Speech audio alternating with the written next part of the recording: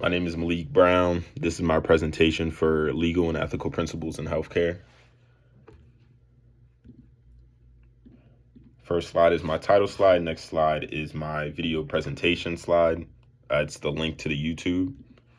Third slide is going to be the first topic, which would be describe the medical care issues involved in this situation. So because the patient is on the verge of brain death, he's not brain dead yet. That's why the doctor's still able to save him. But since he's on the verge of brain death, there's a couple things we'd have to do. You would need a neurological evaluation to assess his brain function, which would be clinical exams from the providers. It'd be MRIs, CT scans. Anything else would be nutritional support, which would be because he's kind of in a vegetative state. You can't feed that patient anything, liquid or anything like that. So you would have to insert a feeding tube into his stomach. Third would be infection control, controlling any type of infections. I would say like pressure sores or bed sores or something like that, getting infected. If he urinates or defecates himself, those would get infected. And another aspect of infection control would be checking if the patient needs to be cleaned hourly. As nurses are supposed to do, they're supposed to check their patients hourly. Either a CNA or the nurse would do that, and that would help stop infection control. Lastly, I would say the physical therapy evaluation and physical therapy appointments. So the evaluation would determine like how strong he is and stuff like that. Because even if a patient is in a vegetative state, they still have to work out. So either the physical therapist assistant, or occupational therapy, or all of the above, who would come see that patient and they would do exercise. It would be range of motion exercises. It would be more of like occupational would do more of like wrist strength and things like that, just making sure the patient is still moving around even though they're not able to. Next slide. Explain which laws and regulations apply to this situation. So because this is Grand Canyon University, I live in Colorado, but I did Arizona laws. So, I kind of just went off of Arizona laws because this is Grand Canyon University. And I did the law 14-1107, which is the termination of death status. 14-2102, the in-state share of surviving spouse. Law 36-3231, which is a surrogate decision makers, priorities, and limitations. And then lastly, which is not a law but an act, is the Uniform Determination of Death Act, which does not apply in Arizona, but just because it wasn't said in the statement that, hey, this is only for Arizona, I added that in there because that's something that 36 of the 50 states they have. Arizona is not one of them. So to explain more on the Uniform of Determination of Death Act, I provided it in the slides. I provided a picture showing which states that law is like applicable. So like Washington, Texas, Florida, Arizona, those it does not go there. The law does not apply there. Law was approved in 1981 for 37 states, as I stated before. This act's not law. I mean, the patient is considered dead if they have irreversible functions, like circulatory and respiratory functions are not working. Absence of brainstem reflexes.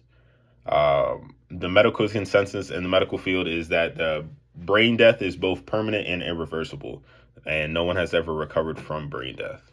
So the act is just stating like basically how somebody is considered dead.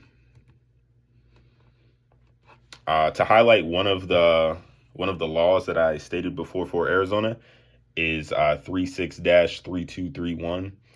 And this states, unless the patient and spouse, it shows, it maps out how it would go down if the patient, like in our situation, the patient is brain dead. So they are not able to kind of tell the doctors, tell the providers what they want for themselves. So who's next in line? The next in line would be that patient's spouse, and after that would be that patient's child. So child or children. So if the patient and spouse are unable to make the decisions, an adult child would take over. And if the patient is unmarried, the same rule applies. If they're not married, then if they have a child, those would take over. And then if they appointed a power of attorney, that would be the main person. So if the person does have a spouse, I also inputted you should consult with the majority of the adult children and make sure this is accounted for. But this is not required by the law that I stated. It's not required that you consult with other people. If the spouse decides that this patient should still live, then the patient will live, vice versa. Next slide, explain how you would interpret these laws and regulations when making a decision. So the laws governing this situation depend on jurisdictions as state to state. So some laws would use that act and some laws wouldn't. Because we're using the example of Arizona, they would not use that act. And in this case, if there is no will, the next of kin has the rights to the patient and assets in Arizona. That's how it works in Arizona. So it'd be the next of kin. And for this situation, be the spouse, because the spouse is present. The patient's quality of life, potential for recovery, and previously expressed wishes must be considered. And these are legally to be considered first by the will before the spouse's decision. So if the patient has a will, that is like what they said, that's their word. So that goes above what the spouse wants. If the spouse is trying to say that the patient can't live anymore, and then they're trying to take all their assets and things like that, the will would protect that. So the will would be like, hey, if something does happen to me, I still want to live. And then all their assets would be said in the will. Next slide, describe the ethical issues that may arise based on your decision as a hospital administrator. My decision, I would not be able to say if the patient could live or die because that would be the spouse. But as an hospital administrator, I would separate the immediate family from the extended family because they're arguing. So that's not good for the patient, even though he's not coherent at the time. It's just not good for the whole situation. It's not good for the staff. It's not good for your environment. And the hospital is supposed to be a healing environment. So you can't have people arguing and trying to see who's going to get the house or who's going to get somebody's life insurance and things like that. I would provide a transparent response as to why the separation is happening and how long it would take.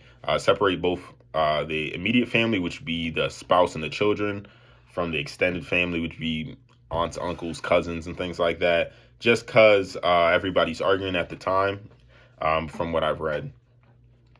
If the spouse chooses not to pursue procedures to bring the patient back, the hospital must ensure that the patient is handled with care and respect for the family's wishes.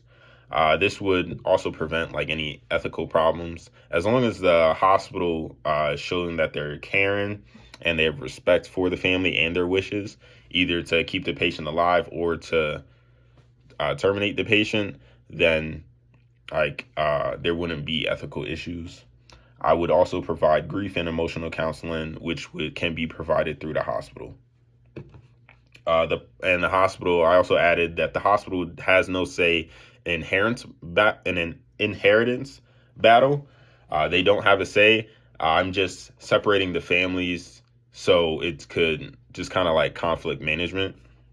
The only rights the hospital has to divvy up things is if a patient has came with washes and stuff like that, then we would give that to the family. Explain how you can ensure appropriate implementation of supporting policies and procedures to ensure ethical integrity. I would adhere to established medical standards for determining death according to the Arizona State Law 4-1107, which I spoke about earlier. The determination of death must be made under acceptable medical conditions as outlined in this Arizona law, and a death certificate must be issued. That's also states in the law that a death certificate must be issued, and it is not. Death certificate also is not when it's when there's total brain death, not when like the organ stop or the lung stop or anything like that. It would be total brain death is only when a death certificate can be issued. And I brought it back to the Uniform Determination of Death Act. This act recognizes, even though Arizona doesn't, if we were in another state, this act recognizes total brain death and that it is irreversible of nature. Determined patient brain death would be ethical under this act. What policies and procedures would you consider when making your decision? Cultural and religious considerations, communication, counseling, and active listening. And Arizona has not established a formal recognition of brain death, so they don't recognize that act. They have it's just they've just stated word for word, in accordance with acceptable medical conditions, a patient can be declared dead. And Arizona also does not require that a specialist in neuroscience must confirm that a patient death has occurred. So it could just be a physician that provides that death certificate. I also put another thing I would consider is if the patient is organ donor, because if the patient is organ donor, some organs are only viable for 4 to 6 hours. Some are viable for much longer than that, 10 to 12 hours or days.